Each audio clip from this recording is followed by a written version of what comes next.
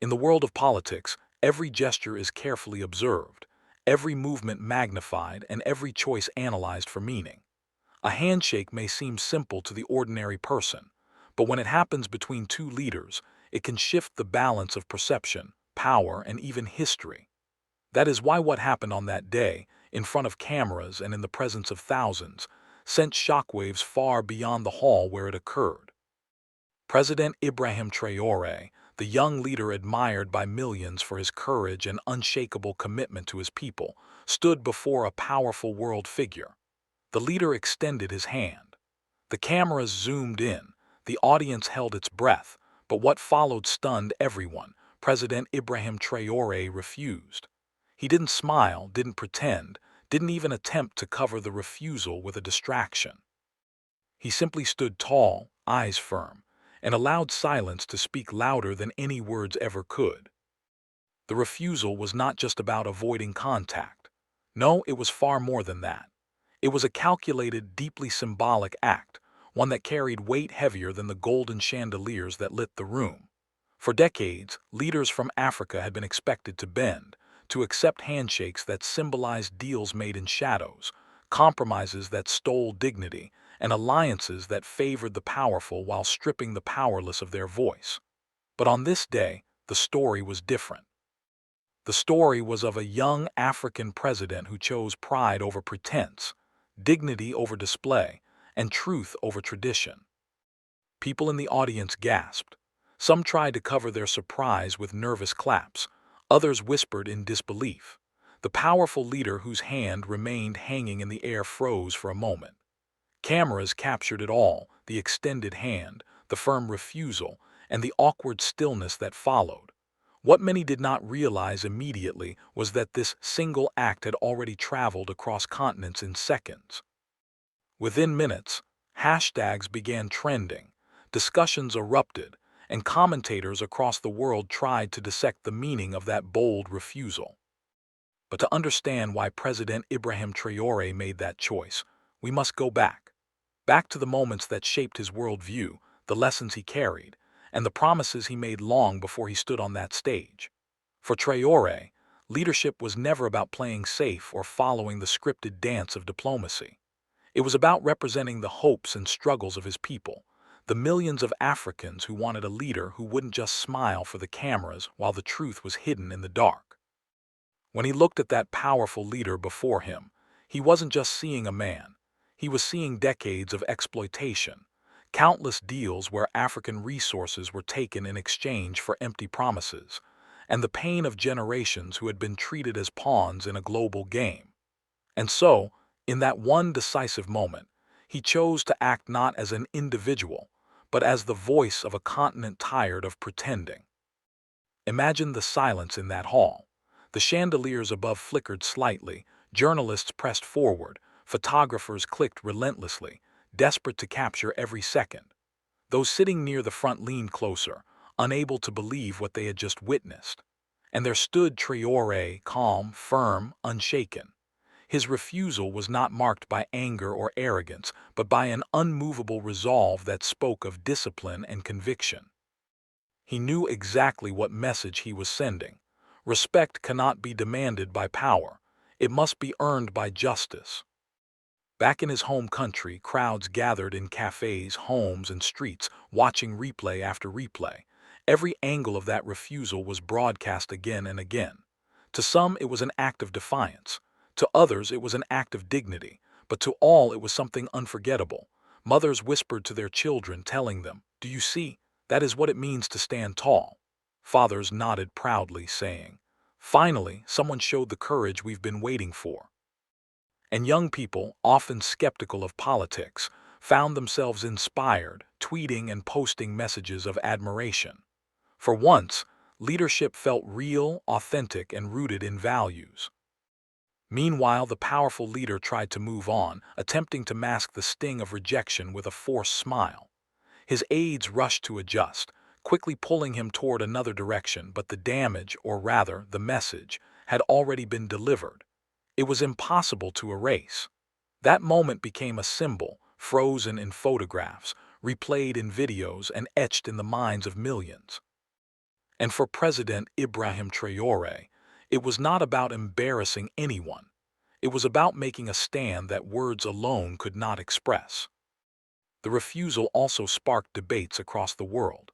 Commentators on international news channels argued endlessly. Some claimed it was disrespectful, others called it heroic. But beyond the noise of analysts and politicians, ordinary people resonated with the simplicity of the gesture. They understood that in life, sometimes saying no without words is the most powerful way of saying enough. And that is what Traoré embodied. His refusal was not rude, it was revolutionary. It was a reminder that the era of silent acceptance was over. Of course, questions followed. Why refuse the handshake? Was it personal? Was it political? Or was it something deeper? And this is where the true essence of the story lies. For Traoré, it was not about the individual but about the history that individual represented. A handshake is a symbol of trust, of partnership. And trust cannot exist where there has been betrayal. Partnership cannot be celebrated when equality has been denied. That was the truth behind his refusal, a truth that millions understood instinctively without needing long explanations. Later that night, as the images continued to dominate screens and conversations, Traoré remained quiet. He did not rush to social media to explain. He did not issue long press statements. He simply allowed the world to interpret, knowing that silence itself can sometimes speak more than any explanation. And indeed, his silence only added to the aura of the moment, making people wonder, question, and debate. It turned a simple act into a mystery, a story that people felt compelled to share. For those who support him, it was proof once again that President Ibrahim Traoré was different from the rest.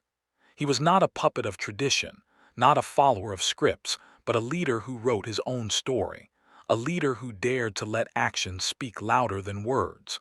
For those who opposed him, it was a challenge they could not ignore. And for the neutral observers, it was a reminder that politics is not only about agreements, it is about meaning, about symbols that last long after the moment has passed. That day, when Ibrahim Traoré refused to shake a powerful hand, he did not just refuse a gesture, he rewrote the script of leadership. And that is why the moment continues to echo, long after the lights in that hall dimmed and the cameras turned away. The refusal had now become more than an incident, it had become a movement. Across Africa, newspapers filled their front pages with photographs of the extended hand and the unshaken refusal. Commentators used bold headlines. The president who said no. A new chapter for Africa. Ibrahim Traoré's silent revolution. The story was no longer confined to a diplomatic hall. It had spilled into the streets, into schools, into the lives of ordinary citizens who felt that in that single moment, they too had stood a little taller. But what did this act really mean for President Ibrahim Traoré? Was it merely a symbolic refusal, or was it also a strategy carefully calculated to send a message not just to the powerful leader standing before him, but to the entire world? The answer lies in understanding the weight that history placed on his shoulders. For decades, leaders from powerful nations had treated African states as minor players, as junior partners, as voices to be managed rather than voices to be heard. In that handshake, Traoré saw not a friendly gesture but the continuation of that pattern. And so, he chose to break it, not with a speech that would be forgotten by the next news cycle, but with a gesture so powerful it could not be ignored. The refusal resonated deeply with the youth. Social media platforms lit up with posts from young Africans who had often felt that politics was distant, dull, and detached from their struggles. Suddenly, they were sharing clips, making memes, writing passionate essays. "This is leadership," one young man posted. "He spoke for all of us when he refused." Another wrote, "He didn't need to say a word. That no said everything." In universities, debates sprung up spontaneously. Was it right? Was it wise? Was it necessary? But no matter where one stood, one thing was undeniable. The act had reignited interest in leadership, in dignity, and in Africa's place in the world. Meanwhile, international reactions were divided. In some capitals, officials whispered uneasily, asking whether Traoré's refusal was the beginning of a larger trend. If one African leader could stand so firmly, would others follow? Would the balance of power begin to shift, not through military or economic means, but through courage and symbolism? In other places, officials dismissed it as a reckless move, a disrespectful gesture that would cost him allies. Yet even those criticisms revealed the truth. They were talking about him, and they could not stop. Back in Burkina Faso, the reaction was overwhelming. Crowds gathered in the streets, not to protest, but to celebrate. Banners appeared with words like "Dignity First" and "Our President, Our Pride." Musicians quickly wrote songs, blending traditional beats with modern lyrics, praising the courage of the young president who had dared to stand firm. Mothers told their children bedtime stories, weaving in the refusal as a lesson in courage. Elders in villages gathered to discuss how this single act had reminded them of earlier generations who resisted colonization.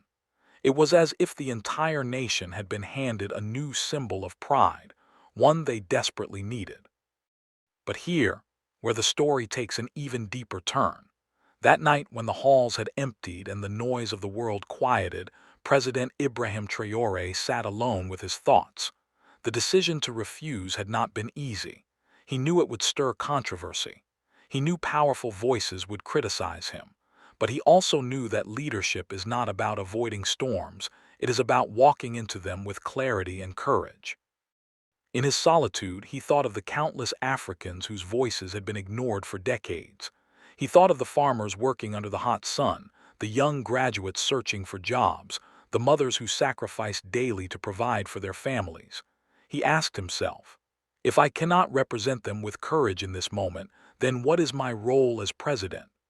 That question, more than anything else, justified his choice. The next morning, journalists crowded at the presidential residence, hoping for a statement. Would he explain his actions? Would he apologize? Would he soften the blow? Instead, he walked past them calmly, offering only a brief sentence. Respect is mutual. It cannot be demanded. Those words, short and sharp, exploded across the media. Analysts replayed them over and over, dissecting their meaning. Supporters repeated them like a mantra. And critics, though they scoffed, could not deny the clarity of the message. Respect must be earned, not forced. For days, the story dominated global conversations. In television studios far from Africa, commentators admitted, sometimes grudgingly, that Traoré had demonstrated a rare kind of courage. One host remarked, "Whether you agree or disagree, you cannot deny his conviction. And conviction in this age of political theater is rare." Another added, "This refusal may mark the start of a new language in international diplomacy, one where symbols matter more than scripts." But beyond the noise of headlines and debates, the impact was most deeply felt in the hearts of ordinary Africans. For too long, they had watched their leaders shake hands with smiles while their countries suffered in silence. For too long, they had felt disconnected from decisions made in shiny conference halls. Now they felt seen. They felt that, through Traoré's refusal, their dignity had been defended, and in that they found hope. Still, the question remained, what next? Would this refusal open doors or close them? Would it inspire unity or invite backlash? These were the uncertainties that hung in the air, yet Traoré, calm as always, seemed unfazed. For him, the act was not about consequences, it was about principles. "If a handshake means betraying my people," he told his advisors, "then I will never extend my hand. My hand belongs to them." Those who heard him knew these were not empty words. They were the essence of his leadership. The powerful leader whose hand was refused tried to downplay the incident. His office released carefully worded statements, insisting the moment had been misinterpreted. But no statement could erase the photographs. No explanation could undo the symbolism. The image had already been etched into history, and no spin could change it. It was one of those rare moments where truth triumphed over narrative, where reality outpaced propaganda. For the people of Burkina Faso, the refusal became a story to pass down, a symbol to hold on to. Children drew pictures of it in school. Artists painted murals capturing the silent defiance. Poets wrote verses praising the moment when dignity triumphed over power. And in all of this, one message became clear. Leadership is not about pleasing everyone. It is about standing for something, even if it means standing alone. And so, while the world debated and analysts speculated, President Ibrahim Traoré walked forward with the same calm determination he had shown in that hall. His refusal was behind him, but its meaning continued to ripple outward, touching lives, sparking conversations, and inspiring courage. It was more than a refusal. It was a reminder that leadership at its core is about the strength to say no when everyone expects you to say yes. As days turned into weeks, the refusal continued to live on, not as a fleeting headline but as a spark that ignited something deeper. Across Africa, people spoke of it not merely as a political gesture, but as a lesson in courage, one that could be carried into daily life.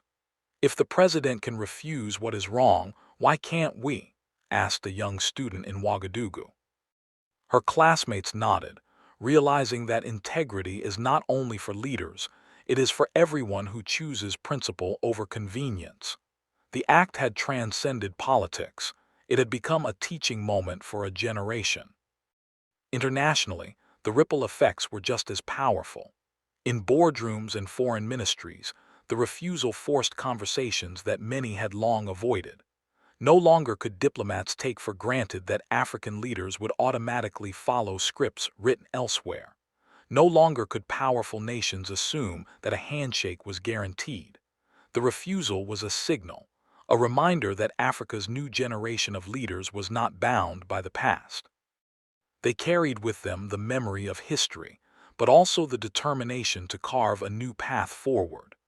President Ibrahim Traoré had shown that leadership was not about echoing others, it was about defining your own voice.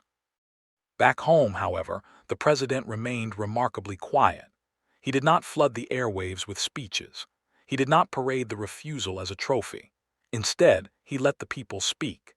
He listened to their stories, their pride, their renewed confidence, and in those voices he found his validation. For a leader who had always believed in serving rather than ruling, the reaction of his people mattered far more than the criticism of distant commentators.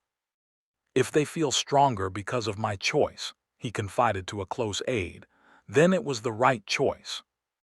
One of the most striking aspects of the refusal was its simplicity. No grand announcement, no rehearsed performance, just a decision made in a single moment, without hesitation. That simplicity is what made it so powerful. It reminded people that true strength often lies not in complexity but in clarity. Saying no does not require anger or aggression. It requires the courage to stand in silence, even when the world expects compliance. And that was the lesson Traoré's refusal carried, that sometimes the smallest acts carry the largest echoes. In the weeks that followed, artists across Africa began to immortalize the moment. Street murals showed Traoré standing tall, his hand at his side, while another hand hovered awkwardly in the air. In poetry, the refusal became a metaphor for rejecting exploitation, for reclaiming dignity. Musicians wrote lyrics that blended tradition with modern rhythms, celebrating the courage of the young president who had refused to bow. It was not propaganda, it was expression, a genuine outpouring of pride and identity. Through art, the refusal was no longer just history, it was culture, something alive and deeply felt. Critics, of course, continued their arguments. Some accused him of damaging diplomatic relations, of closing doors that should have remained open. But Traoré's response, though unspoken, was clear. What good are open doors if they lead to rooms where your dignity is stripped away? To him, diplomacy was not about pretending. It was about partnership built on equality. And without equality, there could be no handshake, no matter how powerful the hand extended. For young Africans watching from afar, the refusal became a beacon. In classrooms, students debated its meaning. In conversations at home, families reflected on their own lives and the times they had compromised out of fear. Many concluded that courage is contagious. Seeing their president refuse a handshake gave them permission to refuse the things in their own lives that diminished them, whether it was unfair treatment, unjust systems, or personal compromises. The act had become bigger than politics. It had become personal. And in the end, that may have been the greatest impact of all. For a continent often portrayed as silent or submissive in the global arena, the refusal became a loud, unshakable no. It reminded the world that dignity is not negotiable. It reminded leaders everywhere that respect cannot be demanded. It must be deserved. And it reminded ordinary people that sometimes one act of courage is enough to shift the balance of history. Months later, when asked in a private interview about the refusal, President Ibrahim Traoré simply smiled. He did not offer a lengthy explanation. He did not list grievances or justifications. He said only this: "My hand belongs to my people, and I will never extend it in betrayal of their trust." With that, the story of the refusal found its closure not in argument, not in justification, but in the quiet strength of conviction. And so, history recorded it not as an awkward moment in a hall, but as a defining act of leadership. A refusal that spoke louder than words, a refusal that carried the weight of generations, a refusal that gave voice to millions who had long remained unheard. For in that moment, when President Ibrahim Traoré chose dignity over display, he reminded the world of a truth too often forgotten. Real power is not in the hand that extends, but in the courage of the one who chooses whether or not to take it.